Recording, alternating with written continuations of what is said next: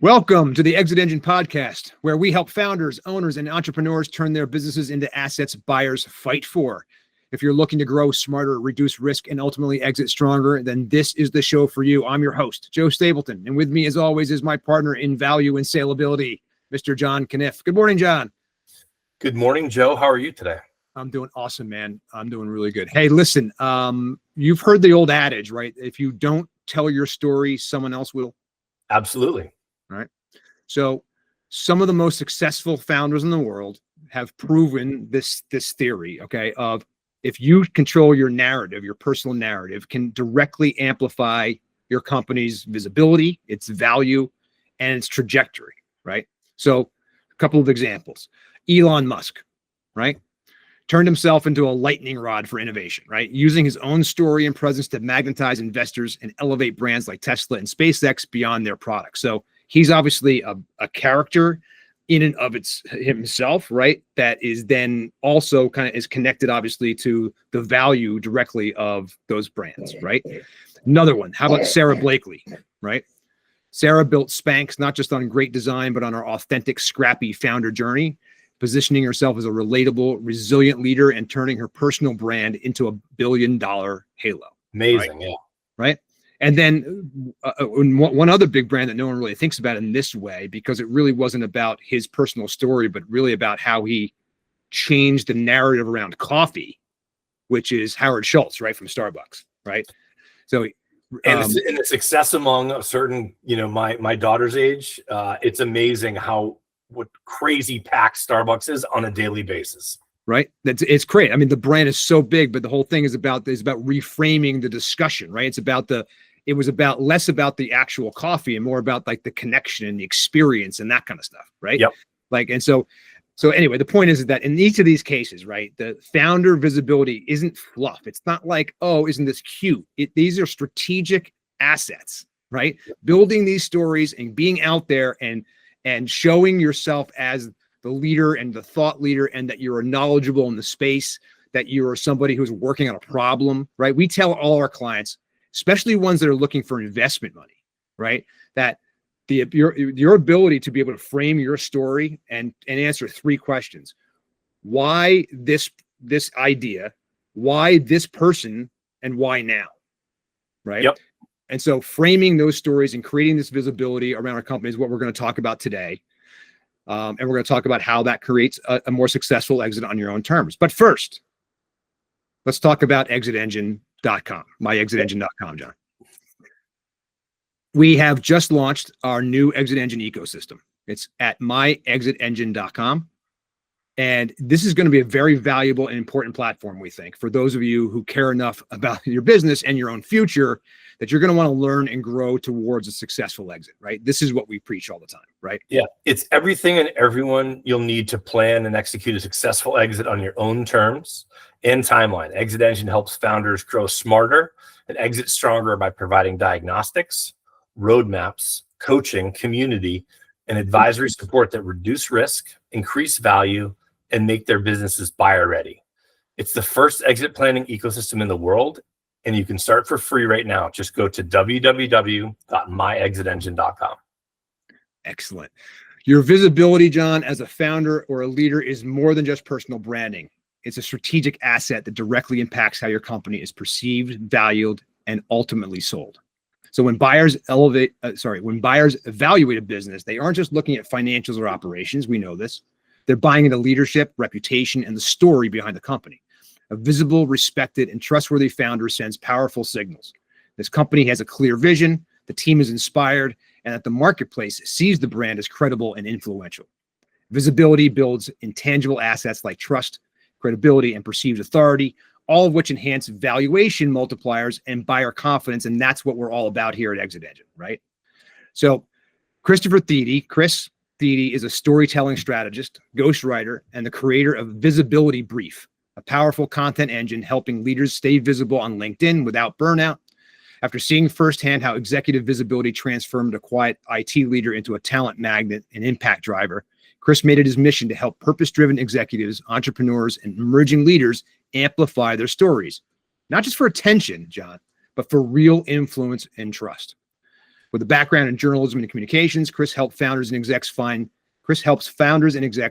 their voice, elevate their brand, and unlock opportunities, especially in environments where visibility isn't second nature. So whether you're preparing for an exit or just trying to cut through the noise, his insights on strategic visibility might be the missing piece to your growth and legacy. Chris Thiede, welcome to the ExitEngine Podcast. Thank you so much, Joe. And John. It's an honor to be here. So thank you for having me. That's awesome. We're so glad to have you, because this is such an important thing. And I think it sounds to me also that in our discussions, previous to this, that your inspiration here really is that you have noticed something that we've noticed as well, and even about ourselves, right? That the key sometimes to these successful brands obviously start very much with the founder, right? And the ability for the founder or the owner, whatever, to be able to construct their own narrative, to be able to use their story, right, to help kind of propagate their brand, because often that personal story is so tied to their mission, right? Yeah, that's right. And it works on so many different levels, whether it's to build your brand, whether it's to protect your brand in the case of the inevitable crisis, whether it's about acquiring customers, attracting talent. There's so many reasons that executive visibility and telling your story is so important, that there's really and in today's day and age, when trust is at such a premium, that's really what it's all about. Right, absolutely. Well, take us back to your kind of your career. What's the thing that kind of got you here? You've obviously been, you have a journalism background, right? You've been a ghostwriter and things like that. Talk a little bit about your personal journey and what led you to kind of discover this and want to help people this way. Well, my career background is in public relations and marketing, having worked in both internal marketing departments, PR departments, as well as agencies over the course of 20 plus years or so. But it really, when we're talking about this, the executive visibility focus that I have right now, it started, as you mentioned, with I was interviewing an IT director of a large big city public school district, and it was about 5 years or so ago. It was actually right as COVID was happening and all of that. And at that time, I had been doing some ghostwriting for executives, social media, and that kind of a thing. And at that time, it was just another project that I was working on. But I interviewed this gentleman at this school district because I thought my interest at that time, and it still is, was around the idea of storytelling just in general for whatever purpose it might be. And I noticed him on LinkedIn sharing the stories of the people that work in his department and getting a lot of attention for it. And I thought, this is really interesting. He clearly knows how to tell stories and get people's attention. I'd like to talk to him and kind of see what makes him tick. And at the time, I had a podcast about storytelling, and I interviewed him for it. And what I learned from him, and I didn't necessarily put two and two together for a few years after that, but what happened was he was given the directive by his boss at it was Kansas City Public Schools, okay, to raise the profile of his department, and it was the technology department, right? And when you think of the school district in whatever city you might live in, the idea of them even having a technology department doesn't even really occur. It never really. Oh, exactly. Right. Yeah, I mean, obviously they do, but anyway, he was given the directive to raise the profile of his department. And he told me what his boss probably meant was to raise the profile within the district so that the teachers and the principals and so forth would understand who they are and what they did, and so that they could come to him with and come to his team for help and solutions and that kind of thing. Well, he kind of took it a step farther, and he just started using his phone to make little videos and just telling the stories of the people that showed up to work every day to put technology in the hands of the kids who needed it, especially in these large city schools that don't necessarily have a lot of money to have fancy technology and that kind of a thing, and just kind of showing the dedication and the commitment that his team had. And what he told me is that when you tell your story, people want to be a part of it. People will naturally want to be drawn to it. And as a result of telling these stories on LinkedIn, he got attention from people all across the country and around the world, really, where so there's other companies and organizations that wanted to partner with him and help him. He said that the caliber of applicants for job openings went up, even though, as a public school. So interesting. Yeah, as a public, he couldn't pay people a lot of money. People who work especially at that time in IT and so forth, you can make a pretty nice living, but it doesn't happen at a public school district. You Right. work for the Metas of the world and things like that. So he said it was an unbelievable thing that happened. And so that, and obviously he wasn't the founder of the Kansas City Public Schools or anything like that, but it kind of showed me, as I thought about it later, it's like, wait a minute, if he didn't have a storytelling background, he wasn't a writer or anything like that. He was an Army veteran and a technology guy, but it just kind of showed the power of when a leader of an organization, whether it's a small team or a big company or anything in between, when they tell the stories that matter, good things can happen, and in a variety of different ways. Now, obviously, it's going to be different for every organization. His goal was more about telling his team's story, and I don't know if this was his goal, but certainly getting more people to kind of help him and his group out. For another organization, it might be more about getting the attention of customers, or getting the attention of attracting talent, or potential investors, or pretty much in a lot of cases any and all of the above. So that's kind of what led me to where I am right now. It's one of the things that led me to where I am right now, is that realization of helping leaders tell the stories that matter, because it can create so many benefits in so many different ways. Yeah, no question. Stories that matter, right? The ones that matter it's obviously individual to that company, right? Or that story to the leader. So when you're guiding these leaders to share their stories, I mean, I can imagine it's not just, they're not making up fiction. Right. They're identifying sort of what audiences they want to attract, or how do you guide them to tell the stories that matter? What stories matter to leaders in those cases? So it's a combination of a couple of things. Really, it starts with the individual themselves and what they are naturally comfortable talking about, and want to, what's inside them that they want to make the world understand.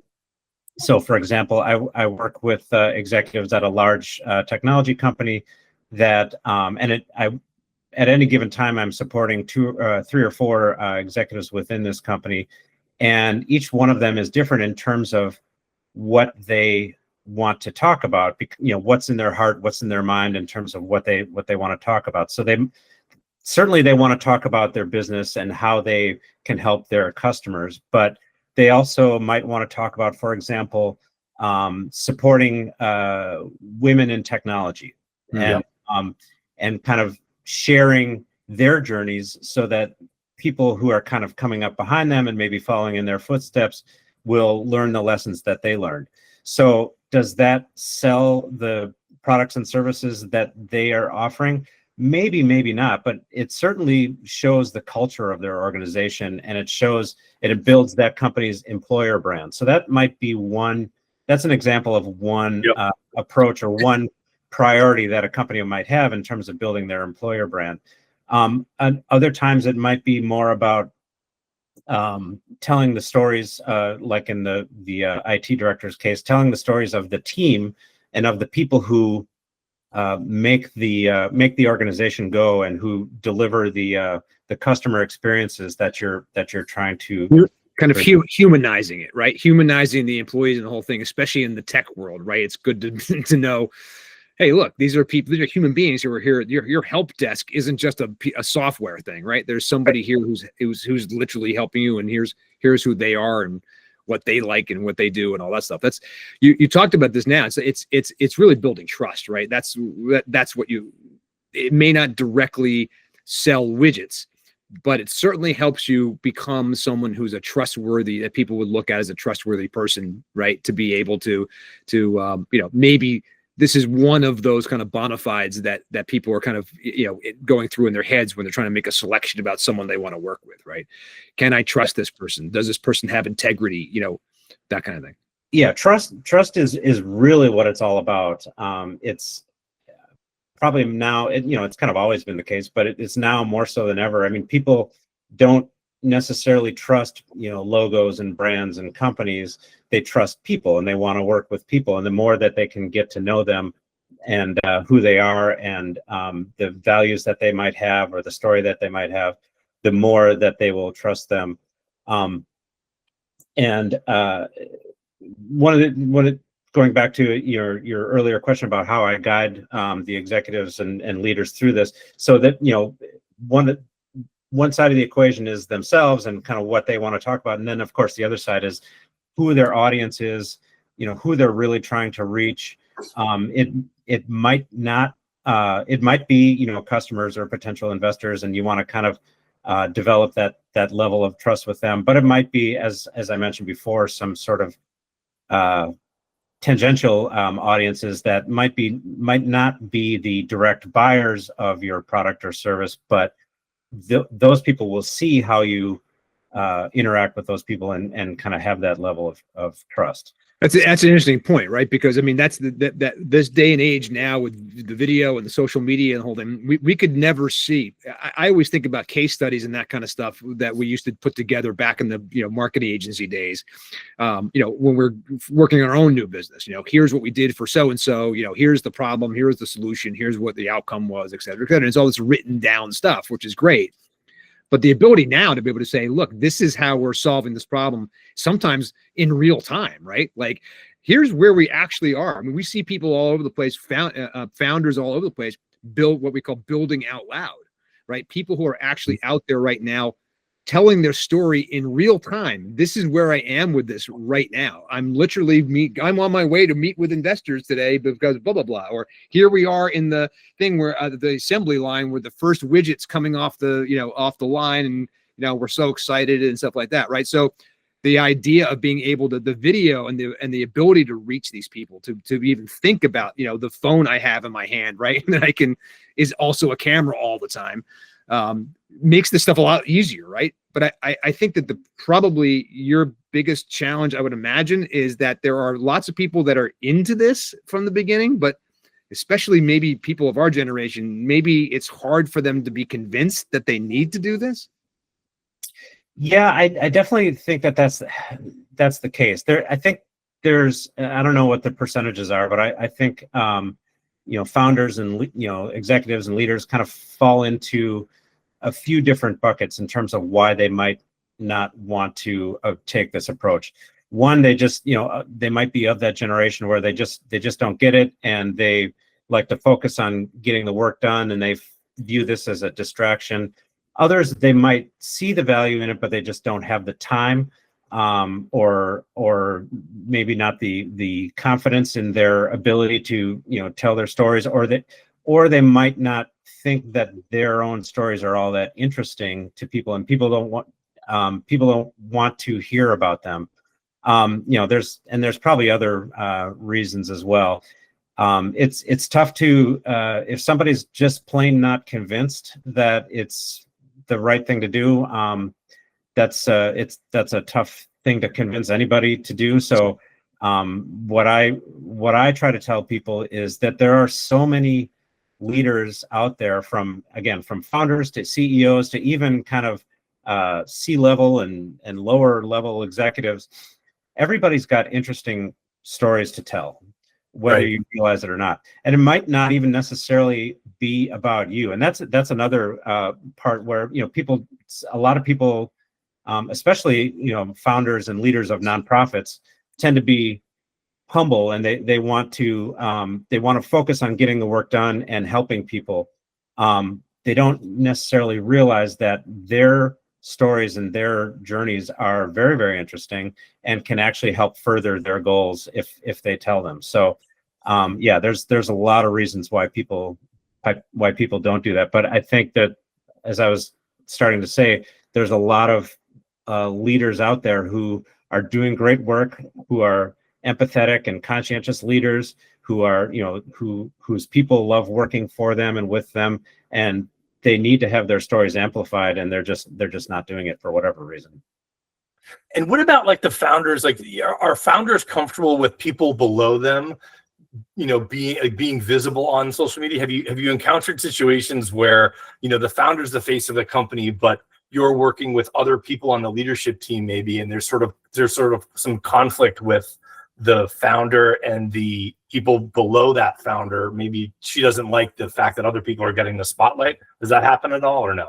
I've never seen that. I'm sure it does happen. I've never come across that personally, and that can be a good alternative way to go in terms of, whether it's the founder, if the founder is either just too busy or doesn't see the value, or for whatever reason just doesn't want to put him or herself out there. Yeah. And it also might depend on the nature of the company too. Maybe there's a subject matter experts within the company who might be better positioned to reach so there might be technical experts who are in the weeds with, customer problems and that kind of a thing. And they might be a better choice to good point. Put out in front. I mean, the only problem is they might not be. The thing that comes up that strikes me when you say that is, there is a time at which it's right for the founder, right, to be the face, right, to be the to be the brand, so to speak. There's a time at which also where you need to be able to, especially when you are planning an exit, right, that there's a time at which that has to change, right? So that you do need to start maybe stepping out of the way and allowing your top line of executives or whatever, your management team start to kind of take over. Because if you've done a good job, right, and I think we could point back to some of the examples I think that we talked about at the beginning, at the top of the show, that are, kind of known examples that people can kind of easily understand. Look, you may not like everything that, that Elon Musk does or says, or the way he behaves all the time or whatever, right? But you can't, but his story and his thing being out there is undeniable, right? He is the company. He's both those companies. He owns 3 or 4 companies. I mean, they're all, right? You don't even know, like there's like three companies that no one even talks about that he owns. But the idea being that that's fine for him. It's a big, giant thing. He's already a multi-billionaire. It's not really an issue. But for companies that want to sell, right, it starts to change a little bit, because I can't be the only voice, right? At some point, my voice is going to go away, and I need another generation of people here, or right, to be, to step up. So is that what you do? Is that what you come across when you're working with companies and things like that? Is the idea of look, there's a stage here where we want to be about the founder. We want the founder's brand and their stories out there.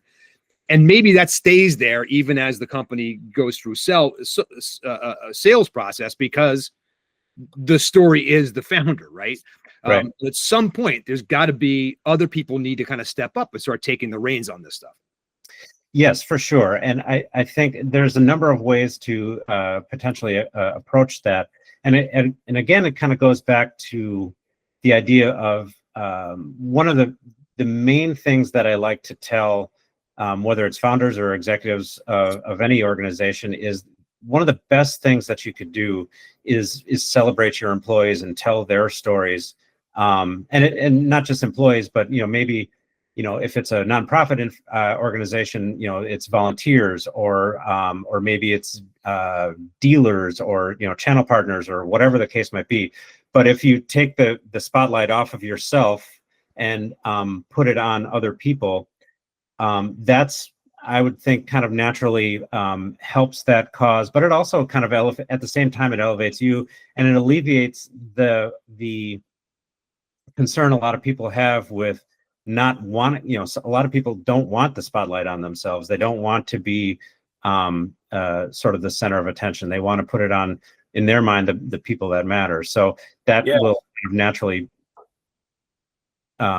alleviate the concern of, at some point, the company can no longer be the founder and only the founder. It needs to be more of a team effort. And that's where, so putting the spotlight on the people who work with you, and then allowing other voices to be part of telling the story, and even allowing what I'll call rank and file employees, kind of giving them the opportunity and the what I'll say permission, quote unquote permission, to also tell the story of the company, and what makes it a great place to work, and the work that they do, and that kind of thing. Providing those moments that they can tell the story of the company, that I would think kind of helps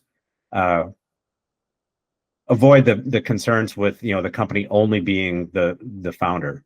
Yeah, and it humanizes, right? It humanizes the company, right? Because I think of the training videos that I used to work on early in my career, and it's like, yeah, you get the interview or the discussion from the CEO, but then you get the real down and dirty things from the nitty-gritty details from the HR person or the training person or the operations person about how the business is done.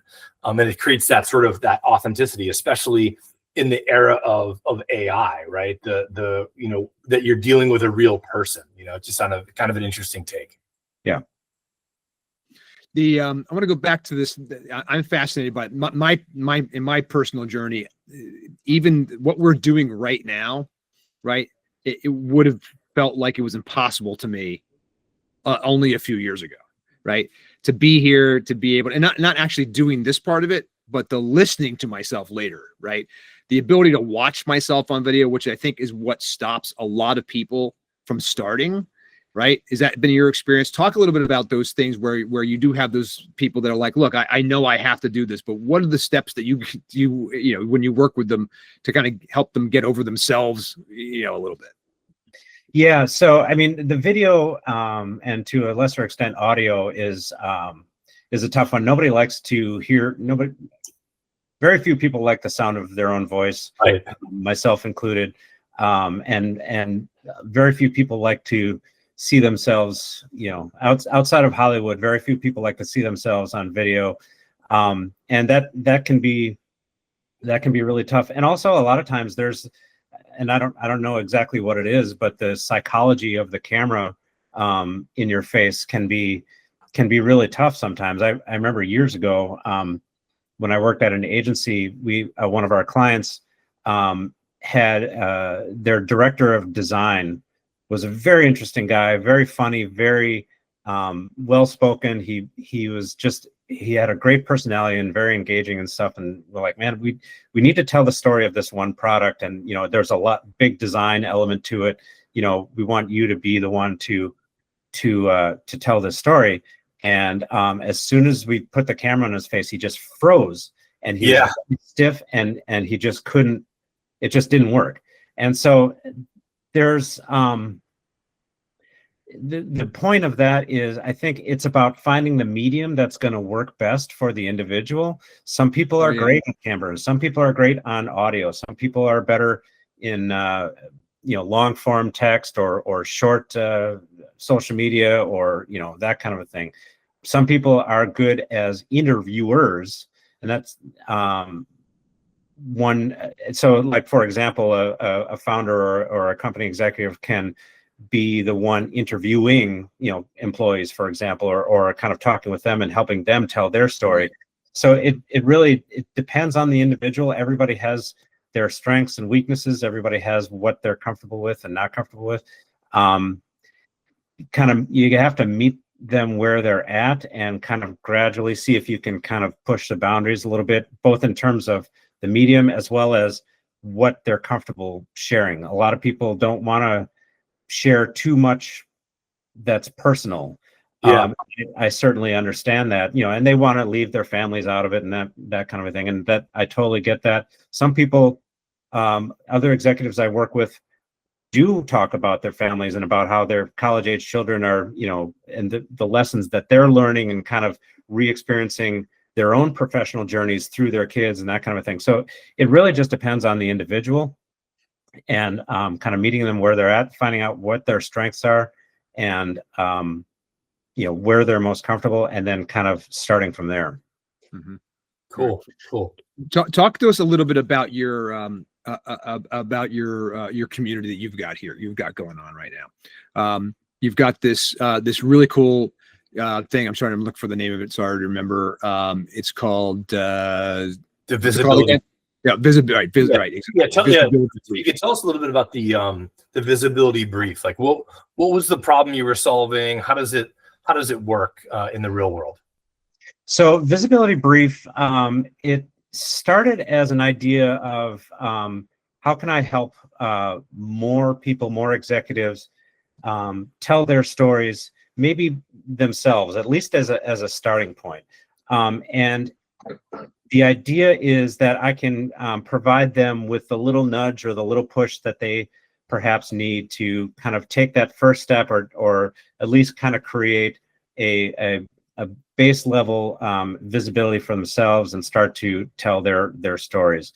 And so at the base level, the visibility brief it's a free weekly email that offers a prompt that you get every Monday, and then that will hopefully kind of inspire you to think about your own visibility and how you can tell your own stories. Each one is centered on a certain theme or idea in terms of, whether it's celebrating your employees or kind of thinking back to, like you asked me before, what was the inspiration behind your business, or, why did you start your business, or why are your customers so awesome, or, things like that. Hey, I'm Joe Stapleton. And I'm John Canniffe. John, most founders put everything they have into building their businesses. Years of sweat, sacrifice, and problem solving. But when it comes time to exit, many are shocked to learn that what buyers value isn't what they thought. Here's the truth. Buyers don't pay for potential. They pay for proof. Proof that your business can grow without you. Proof that your financials are clean. Proof that your processes are clear and repeatable. If you wait until a buyer shows up to think about these things, you're almost guaranteed to leave money and control on the table. ExitEngine was built to change that. ExitEngine is the first readiness platform that helps founders design their ideal exit step by step, combining education, coaching, and support, and access to an elite network of business specialists and capital. ExitEngine empowers you to build a valuable, transferable business and exit on your own terms. It's not about selling tomorrow, John. It's about making sure that when you're ready, your business is worth what it deserves to be. Don't let your life's work get discounted. Control your business destiny today. Start preparing now while you still have time to engineer the exit you want. Visit myexitengine.com to learn more.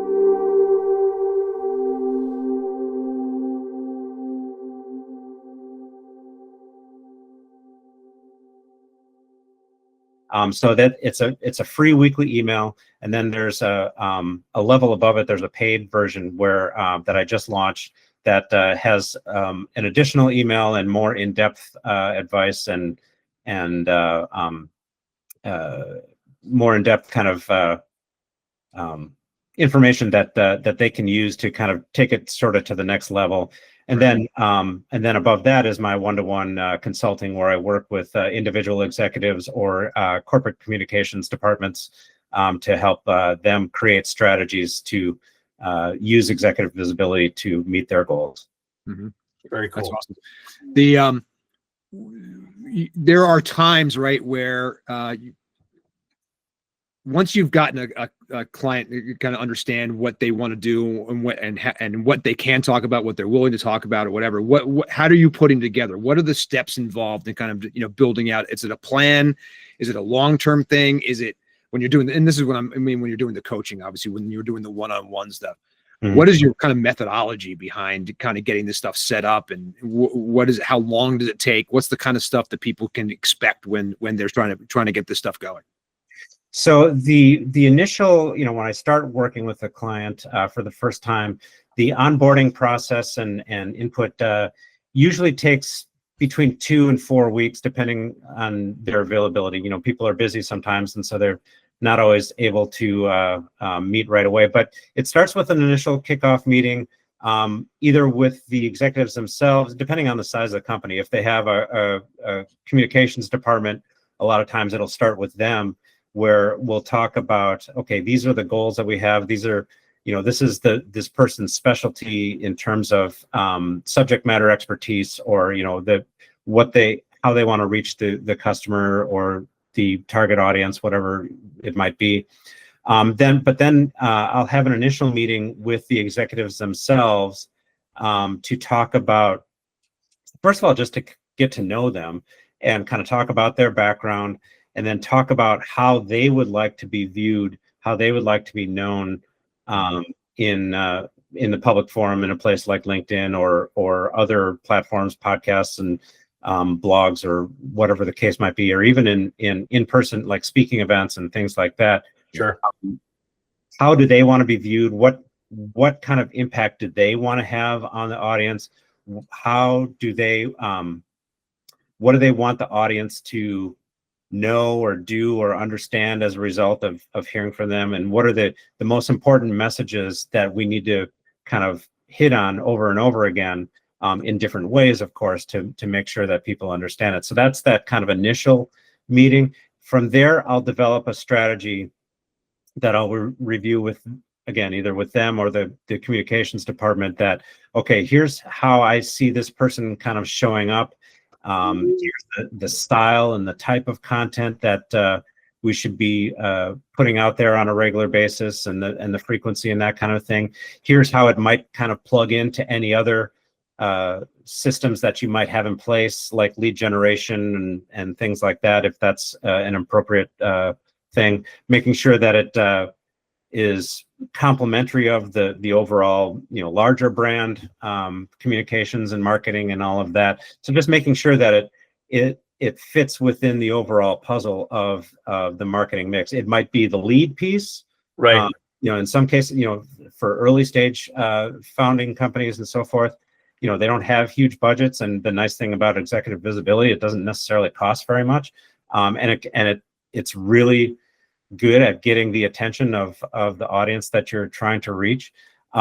Or it might be complementary, or a kind of a different piece within it, or it might be helping to solve a particular problem, like maybe the organization has a change coming up that they want to kind of soften the ground for a little bit, or protect their reputation and that kind of a thing. So we kind of make sure it fits within the overall strategy that they have in place, or that they're putting in place.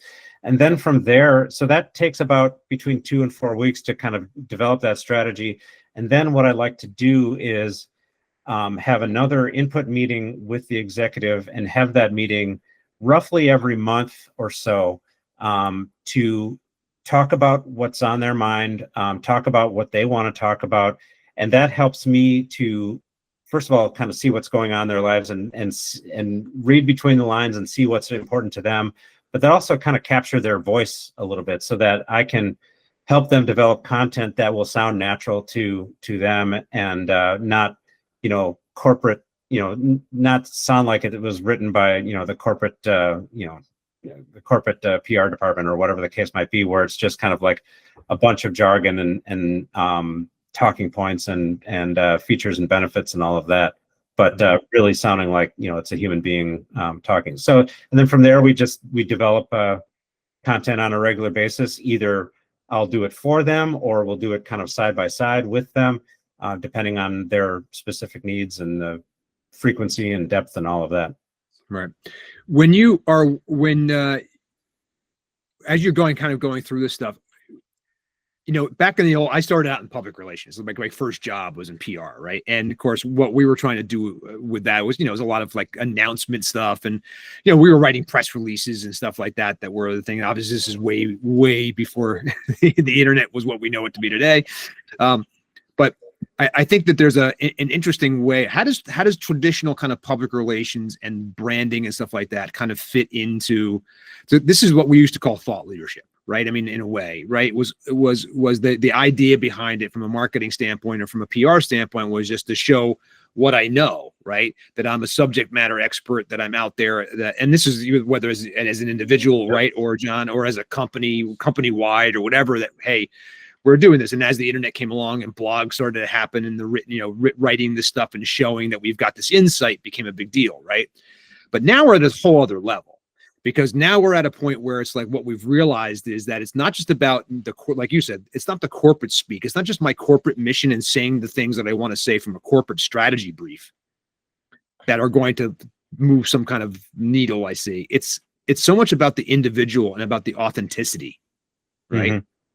That's a huge shift, because it's a matter of what the very thing that I think that people reject about this whole thing, in themselves, right, is the fact that they are, in a weird way, when you say, I don't want to do this, you're kind of hiding a little bit. Like it's a little bit of like, this is what I discovered, and it took me a long time to realize this, was that I always used to think I wanted to be the guy behind the guy, right? Like, I want to be the guy in the background making the king.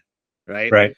But what I really realized after, lots of therapy and some other stuff, was that I'm actually just hiding behind that. Right. It's like, I have all these ideas, I'll have these thoughts and all this stuff. This is all coming from me, but I'm giving it to the, it's the Cyrano de Bergerac kind of thing. Right. I have my nose is too big, so I don't want to get out on the camera and whatever, but I'll feed the good looking guy, in the front, this stuff. Right. But the reality is, right now, that it would be seen today, right, if it was known as kind of like a breaking a major social media rule, right? I mean, in a way, how much does authenticity kind of start to play a role in this stuff especially when it comes to the individuals as opposed to the corporations? So, there's a lot to unpack there, and you mentioned the term thought leadership, and that is still an important thing. But I think and I just wrote about this recently, there's two parts to thought leadership, that one of which I think too often gets overlooked. So there's the thought, there's the message that you're sharing, that's important, but there's also the leader. And that the other way I like to think about it is, when you think of a thought leadership article, for example, the headline is important, but the byline, the person whose name is attached to it, is now more important than ever. And it's important for that person to be someone who is trusted, getting back to what we were talking about before. You talked about authenticity, and that's a word that I struggle with sometimes, because I think that it can be overused, or maybe too much emphasis can be put on it. And then as a result, if you try to be authentic, then maybe you're not being by nature of that. And what does authentic really mean? Like, if you're trying to sell your product or service, are you not being authentic in that moment? No, I don't think so. I think it's more about, and it's also a potential input, whereas you want to focus on the outcome. And to me, the outcome, again, gets back to trust. So that's the filter that all of this needs to be looked at through, is, will this message, how will this message and how I deliver it impact the trust that my customers, employees, stakeholders, media, general public, regulators, whatever, how will that impact the trust that they have in me and in my organization? And so the best way you can do that, and again, there's so much going on. There's a lot of moving parts here with now with AI, making it so easy to spew out content and that kind of a thing. People, I think, if they haven't already, are going to become more and more skeptical of the things that they see, and can they really trust that this is coming from the person? So I think it comes down to being unpredictable. It comes down to being, for lack of a better term, being yourself, and kind of sharing stories and ideas that maybe aren't necessarily always the most strategic. Certainly you want to share the strategic ideas and talk about your company and your capabilities and so forth, but sharing a story about a random employee one CEO I saw, he did like a selfie with their FedEx driver, and just as a show of gratitude, is like, this guy delivers to us every day. He's a great guy. We felt like you should know who he is. And does that sell the product that they're selling? Probably not, but it definitely shows the audience that the person who is sharing this is a real person, and he's somebody that can be trusted. So when I do see his messages about his products or about his services, that I can trust that it's coming from him, and that he is genuine in what he's talking about. Yeah, it sort of gets into like vulnerability, right? Like you didn't say that word, but I get the sense that you can lay out a plan and have the strategic goals of, okay, we have to talk about our new product launch or whatever they engage you to talk about.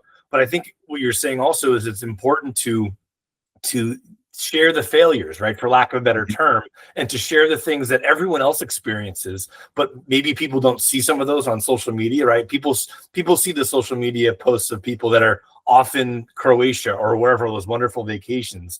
But I think what you're saying too is like, you need to share the real world in order to be authentic, and like everybody else, that you should share the things that maybe, you didn't go perfectly well, but you still learned from, or you had some positive benefit from it. Yeah, and that is a huge one. And I think, you mentioned Sarah Blakely, and another one of my favorite, kind of going back to that building in public kind of thing, where you share your journey, your professional journey, or even to a certain degree your personal journey, and share the stories of the lessons that you learned, or maybe things that didn't go so well, and what you took from that, or failures that you had, and showing people that failure is a big part of entrepreneurship, and you have to stick with it. You have to have some perseverance, and that helps elevate other people, but it also helps to demonstrate that you're a real human being, and that the things that you say are worthy of my trust as an audience. Cool. It's so funny too, because I think that in my journey through this stuff over the last couple of years, I think, John, maybe you've experienced this too, is that,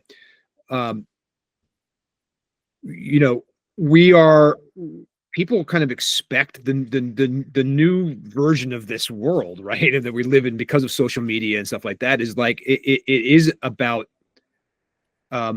your ability to express the downside or even the mundane, right? The notion, or the things that are taken for granted. You just mentioned the example of like, getting the video with the CEO goes out to the UPS driver to thank him and whatever for doing that stuff, right? Those kinds of things are showing the humanity, right? And I think that's what people, the promise of social media. Forget about there's a ton of downsides when we know what they are, and especially with kids and comparing yourself to everybody. Look, that's a given. We know that, but there is a kind of an amazing upside that allows us to be able to see the people, the actual people, not the corporate speak, not this is what but the reality of what being a human is. Mm-hmm. Because at the end of the day, you talked about storytelling, and I, as a former copywriter myself and all that stuff, all I can think about when you say that is that, what are we doing to actually tell the human story, right? This is what when I run, as you mentioned, when I run a company and the whole thing, there's all kinds of bad stuff that happens during a day, right? Or things that don't want to happen or whatever, or downsides or backslides, or, things going wrong that we didn't expect or whatever. And sometimes those are the most valuable things to share, even when you're sharing something that went wrong. I grew up in an era where it was all about putting lipstick on a pig, right? Like it was when I was coming up in the marketing and stuff, it was all about trying to figure out the way that you could take the thing that wasn't really that great, and kind of like make it, shine it up so that it looked better. Like that's kind of what we were doing. And that's how I was raised, right? Coming up in the world. Now it's like, no. You got to be out there saying, this is where I acknowledge the things that aren't right yet. I acknowledge the places I need to go. I acknowledge the, as John just mentioned, the vulnerability, right? Because those are human things. And that's where, when you're telling a story, that's what people connect with. Yes. And there is a word of caution or a danger there, because you can go too far, or you can come off as it has to be genuine to who you are. Right. So if you're the type of CEO like the one I mentioned, who is, super friendly and outgoing and, puts his arm around the FedEx driver and he just naturally does that, that's great. If you're not that type of person, but you try to look like you are, it's not going to work. Oh yeah. Right. People are going to see right through that. And it kind of goes down to the idea of, the old storytelling adage of show, don't tell. So, show who you really are, show as a company, as an individual, whatever every company and every person has different things that they're good at or strong at and weak at and that kind of a thing. So just kind of, be who you are. Don't try to be something you're not. There was a CEO post a couple of years ago who posted on LinkedIn. He was upset because he had to lay off some people, and he felt like he failed these people and all of that. And that's I'm sure he genuinely felt that way, but he did a selfie and he had kind of tears coming down a little bit, and his post used the word "I" a lot, and it just came off as really kind of gross. And I mean, he talked about himself and how badly he felt about that. He didn't do anything, at least in that particular post, to say, hey, there's some great people, unfortunately I had to let go, but please hire them. Yeah. Or if you want to get in touch with them, I can help Right. you. They're looking for work or whatever the case might be. And he literally used the words, I'm going to be vulnerable now. I'm like, well, that's not how it works. If you have to say you're going to be vulnerable, Saying it. Yeah. it's not Right. what it is. So be genuine. And you're going to make mistakes. You're going to stumble, and sometimes things just aren't going to land. That's the beauty of social media, is it tends to be, ephemeral, and as long as you have a track record, build a track record of being genuine, then, and being trustworthy, then that's, in the long run, that's going to work for you. Mm-hmm. Interesting. What about, and to dive sort of a little bit more into that storytelling theme we talked about earlier, is like, what's usually the desired impact of that storytelling, right? I mean, I guess it fits with the corporate strategy, but what do you typically see as like the impact of, like, once someone's achieved that level of personal branding, if you will, what's the best way to use that sort of personal branding for either their personal benefit, corporate benefit, or just talk about that from a storytelling or from a example standpoint, if you have any, Chris? So in terms of, kind of once that the person has kind of reached that level of, maximize their power, so to speak, is that what you mean? Yeah, exactly. So what that does is, I mean, first of all, over time, that just kind of builds this, it builds this foundation, this bank of goodwill that I like to call, that will serve you in a lot of different ways. One, if your company ever faces any kind of crisis, and you need to communicate as a leader out to the audience, whether it's to customers or whatever, and the crisis, whether it's we screwed up and here's how we're going to fix it, or if it was out of your control, here's what we're doing, that kind of a thing. If a crisis happens and that's the first time you hear from the founder or the CEO, that's not necessarily the best way to go. But if you have this kind of track record in place, you've established that you're a trustworthy person and that people will take your messages at face value. In other ways, it can help you, like I said, in terms of talent acquisition or communicating with and about customers. At a certain point, it depends on the what stage the company's at, but at a certain point, the company's leader, the CEO, they're not there. They shouldn't be out there selling the product or kind of promoting the product or service, because that's what the marketing department's for. That's what the sales department's for, that kind of a thing. They're there to kind of sell the company as, who they are, culturally, and in their integrity and their values and all of that, and just create this idea that this is the type of organization that I want to be associated with. This is the type of organization that I'm proud to work with. It's so interesting that you mentioned that, because that's sort of exactly what we tell our founders, right? There's a certain point where if you're a technical founder, as an example, you've maybe created the product, you're the face of the product to a degree, but at some point you can't be in every sales meeting, right? You can't be you shouldn't be a part of every sale, right? You've gone from building the products to building the company to selling the company, right? And we're counseling these people that we work with on a day-to-day basis to do that, right? To sort of rise above the company and be the one that's negotiating things to sell the company as opposed to sell the widget or whatever they're doing. So it's good to hear that guidance. Yeah, for sure. I mean, thinking specifically about LinkedIn, I mean, people don't come to LinkedIn to find out about the latest and greatest, widgets and whiz-bang features that you have. It's a social media it's a person-to-person type situation, and they want to. I like to say there's 3 reasons people spend time on LinkedIn, and they are to kill some time, to find some opportunities, or to learn something. So, and if you can do one or even all 3 of those, 1 or 2 or all 3, some CEOs and leaders and so forth. One of my favorites is, I'm sure Gary Vaynerchuk, where he, a lot of times his content is about helping, young entrepreneurs a lot of times, and to a certain degree, the businesses that would hire his companies, but it's more about just young entrepreneurs and kind of helping them kind of understand that the power that they have, and that they should be patient, and that you don't need to be working in a crummy job all the time. You can make something of yourself and that kind of thing.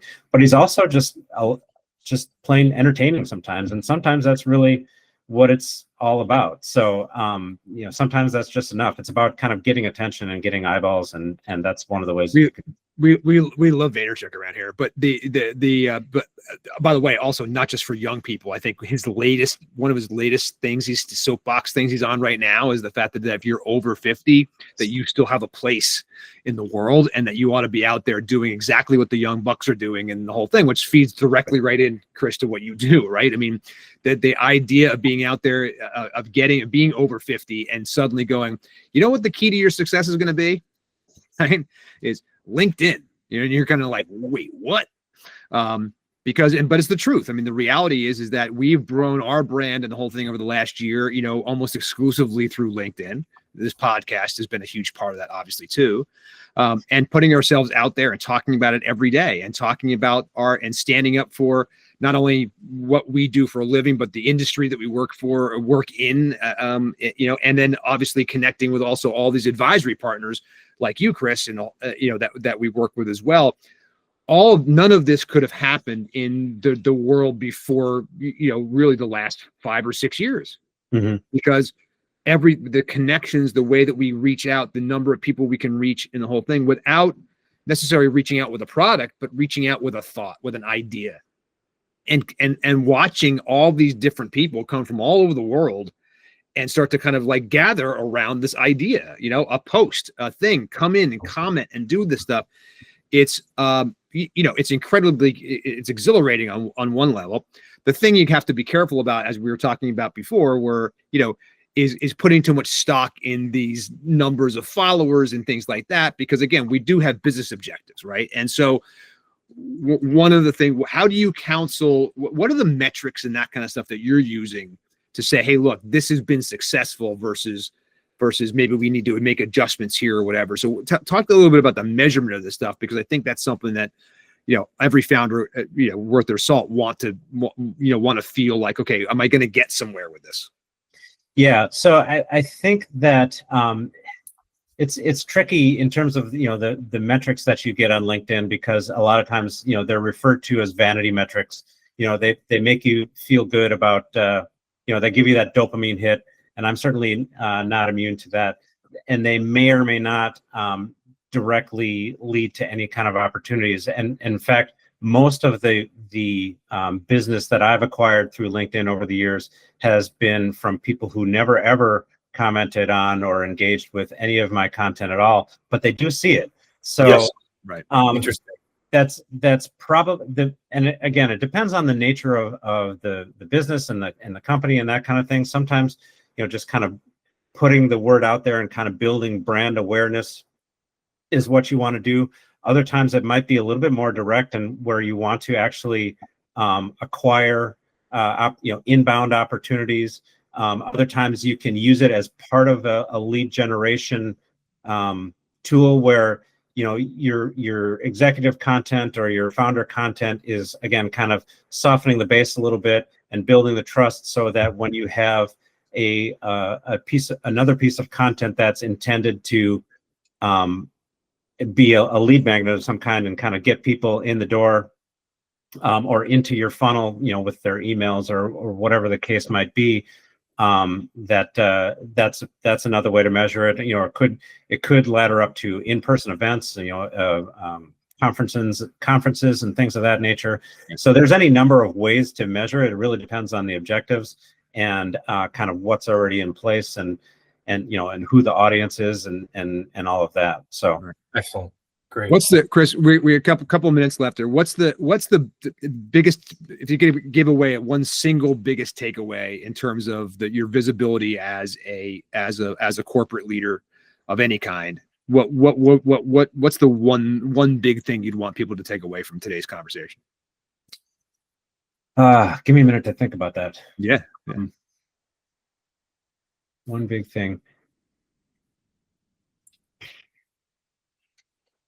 I would say that the most important thing that you should understand about your own visibility is that it is a lot more powerful than you realize. It can support just about all, if not all, of your marketing and communications and branding goals, either in a leadership or in a supporting role.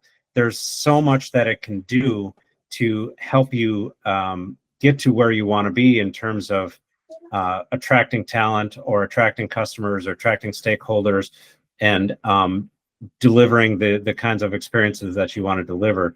And it's one of the best ways and also one of the most cost-effective ways that's out there, I think, that you can reach your audiences. It probably has the best ROI that I can think of, because in some cases, depending on, if you're particularly good and talented at this kind of thing, it doesn't cost you anything except a little bit of your time. Other times it might cost you, somebody like me to kind of help you out. But even then, it's going to be much less expensive than a huge marketing campaign. Right. And I would say that, if your marketing budget suddenly disappeared overnight and your marketing budget was zero, this is the way to do it. You still have this, and this would probably be an effective way of communicating. And look, I think as a CEO and a founder, at some point, right, you aren't really in touch with your audience, right? You're up in this kind of ivory tower and remove where the sales guys are the people that are touching the audience. The customers delivery people are the ones touching the audience. Those people on a regular, maybe customer service to some degree, which everybody complains about, but as a founder, you're usually kind of like, that's why these TV shows, the undercover CEO and undercover boss and all those things where people are like, oh my God, I didn't realize that our customers were people, or whatever they're realizing, when they kind of get through this stuff. But your thing is to say, look, you can, even without a marketing budget, you can be the one kind of affecting, right, the overall, kind of the promise, the values of the organization, the things that you believe in, the people that support you, right? The reasons to be. This is why I did this. This is why I created this. Here are the examples of why this is making a difference. Those are all human things, and they're all about storytelling, and they're all about making not only you more visible as the owner, but making the company and your mission more visible, which is only going to be a good thing when you get to especially when it comes to things like, oh, now I want to go out and get investment money for some big project, right? Or now here I am at the precipice of an exit, and I'm ready to sell the company, and and thank God I've been doing this stuff for the last couple of years, because now I have more visibility, and I'm making my company more saleable and more valuable because I have done this work. Yeah, and you hit on something that is important to understand that we haven't really talked about yet, and that is executive visibility can you bring you as a founder, as an executive, closer to your audience, both in a couple different ways. One, just through the content that you develop, you're going to get comments back, and you're gonna see how people interact with it, the ideas that you share, and you'll get that kind of sort of indirect feedback that helps you kind of figure out, well, okay, this kind of messaging didn't work, but this did, and this this seems to be really important to people. And that can inform all kinds of areas within your organization. But even depending on how you do it, like if you're sharing your employees' stories, it will naturally bring you out of the the boardroom in the corner office, and amongst the employees and amongst the customers and amongst the people that are impacted by your business, and just kind of naturally allow you, by telling their stories, you're going to learn more about who they are and what's important to them. Right, it's such a good point, right? It's such a good point that you're learning, that the executives learning more from the employees while they're sharing their individual stories. It's such a powerful message. Yeah. And being out there, by the way, and getting this, there's no better way than to get the feedback from your audience about what you're doing and the way that you're doing it. And even if when they don't know that's what they're doing, right? So you're out there potentially as the leader, you talked about kind of softening the base or softening the beach, we used to say, for whatever is going to come next or whatever thing, but at the same time, your ability to kind of test messages, right, that can then be transferred down to marketing or sales or things like that. I mean, that's the real opportunity in real time to kind of get this feedback that could be valuable across the organization. Yeah, absolutely. Yeah. Well, Chris, what's the best way for people to get in touch with you? Is it through LinkedIn? Is that the best way to get in touch with you? Yeah, so I'm on LinkedIn. It's Chris Thiede, CHRIS. Last name is THIEDE. Or you can reach me. My website is visibilitybrief.com, just like it sounds. And there you'll learn about the Visibility Brief product itself, but there's also links there to get in touch with me directly and figure out if you need help with your executive visibility. That's the best way to find out how we can potentially work together and to contact me. So either LinkedIn or the website is fine. Awesome. Excellent. That's great. Chris, thanks so much for taking the time out today and stuff. I know you got a lot going on. I really appreciate your time. It's incredibly insightful. I think, John, this is not the first time we've talked about this, right? But I think what's interesting today is that I'm pulling out of this is that this storytelling thing, right? And the ability for founders to be able to not just highlight themselves and what they're doing and what their thought leadership is, or what they are doing or why they did things, but to be able to highlight their employees, to be able to talk about other parts of the organization. I love the thing about the UPS guy, you know what I mean? Like the ability to be able to bring them in and to be able to demonstrate not just the product, the service, the whatever, but the culture, the humanity. Right. And I think I thought of it in terms of, I don't know if Chris uses this term, but the goodwill that you're building up, right? Mm-hmm. Like you're doing all these things and you're launching products, of course, but then you're crafting and creating that goodwill that you never know. Like every company has a crisis, every company has a problem, and the idea that you're building up this goodwill and getting information about products, testing ideas, all while doing this and while building this goodwill that you hopefully never need. But if you do need it and you need to come across as a competent person, someone who's trustworthy when there's a problem with your product or service, the Amazon Web Services thing that went out earlier this week, like something like that, when that comes up and someone has to engage with your product and they cannot, and you have to put a message on LinkedIn or wherever on social media, you're going to be a credible person if you've done this and you've worked with someone like Chris to build up that goodwill. Absolutely. And again, and Chris is going to do this on your terms, right? It's about what you're comfortable with and what you want to put out there and how you want to do it. And it's about taking your genuine kind of authentic self and expressing it that way without covering things up, without trying to make something that, make it look like you're something you're not. All that stuff is going to be important, right? So, and of course, guys, at the end of the day, right, all of this is contributing, whether you know it or not, it is contributing to your overall value and saleability. and your ability to be able to be out there and be the face and have a following and have people respond and have conversations around your ideas, all those things are going to be set the stage, right, for your overall story, for your value, and the way that potentially investors and buyers will actually see you and your company. And so this isn't just about, we talk about branding like if it's just a marketing thing. It's not.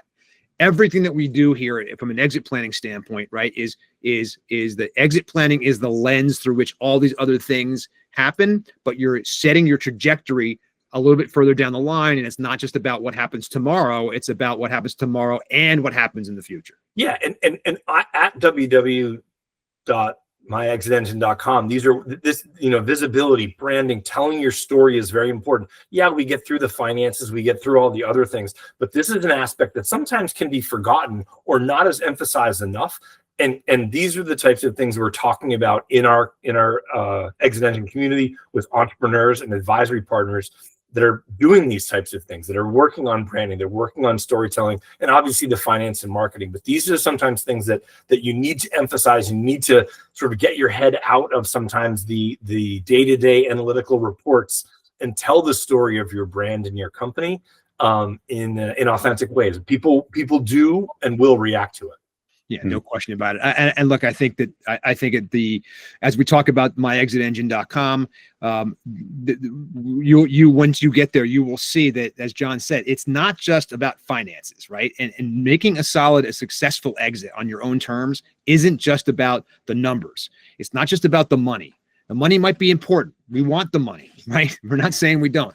You want more money than you deserve, right? But the reality is that what comes along with that are also, in order to get there, the idea is that there are some of these things that you're going to have to examine about yourself, about the way you're managing the company, right? About the things that you have, about the things you have allowed yourself to do, about your own kind of shortcomings. These are things that matter. And this is the stuff that you're going to find inside Exit Engine with all these people. Chris Thiede, just one of them, right? So let's go to myexitengine.com right now, and you can start there. You'll see it's very self-explanatory. You're going to go there. You're going to see a video. You're going to see me. And then you're going to go and you're going to be able to take this. You're going to get a valuation. We're going to have a conversation with you. We're going to get you into Exit Engine. We're going to set you up with your own timeline, with your own roadmap based on what your needs are. Right. And we're going to help you do this. And you're going to meet and as you go along, you're going to meet people like Chris, who wherever you are in the journey, who the kinds of people, advisory partners that you need to help you move the needle in whatever direction you need to move the needle in order to make a valuable and successful exit on your own terms. Guys, also, would you go and subscribe to this podcast if you haven't yet? Okay, subscribe, hit that button wherever that button is. If you're listening to this on YouTube, subscribe there, subscribe on Apple, subscribe on Spotify. We want to, and by the way, and comment. We want to hear back on you. We want feedback too. Let us know how we're doing. You can also reach out to us directly at any time if you have a question about your own company or your own situation. You can email me at jo@myexitengine.com or john@john@myexitengine.com. Find us both on LinkedIn, Joe Stapleton, John Canniffe. This has been the Exit Engine Podcast. Thank you so much for listening. Chris Thiede, thank you so much for being here today. We really appreciate it. And we will talk to everybody soon. Have a great day. Let's exit on your own terms.